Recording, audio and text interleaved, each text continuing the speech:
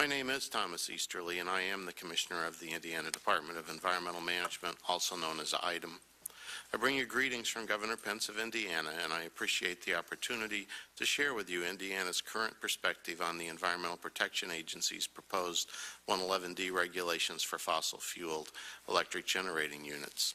The proposed regulations will detrimentally impact Indiana for a number of significant reasons. We are the most manufacturing-intensive state in the United States. More than 80% of Indiana's electricity comes from coal. We have a 300-year supply of coal in our state, and 28,000 Hoosiers are employed in the coal industry. We recognize that we need all forms of energy to power our economy, and the Pence administration is developing an updated energy plan for the state that will continue to foster greater use of renewables and other energy sources. At the same time, we know that coal is a crucial Hoosier energy resource that must continue to be utilized. IDEM's mission is to protect Hoosiers and our environment. Following the release of the proposed rule, my office carefully examined the proposal in light of our mission. We also engaged private sector stakeholders and other state agencies in an extensive review of the proposal and its potential impacts. Our analysis came to only one conclusion. This proposal will cause significant harm to Hoosiers and most residents of the United States without providing any measurable offsetting benefits. For those reasons, Indiana's Office of Energy Development, Office of Utility Consumer Counselor, Department of Natural Resources, Utility Regulatory Commission, and my agency filed joint comments urging the U.S. EPA to withdraw this proposal. A copy of the joint comments and a letter from Governor Pence that accompanied the joint comments has been shared with the committee.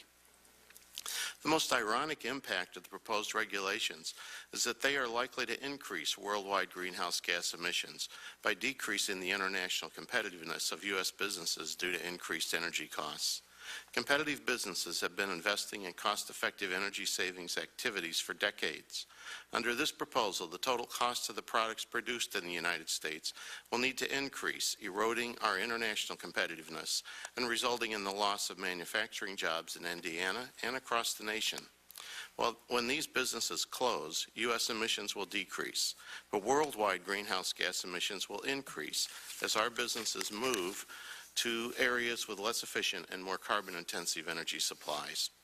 Indiana once held a competitive advantage due to our low cost of electricity, but not anymore. Indiana's low cost of electricity advantage has slipped, and EPA regulations have significantly contributed to that change in position.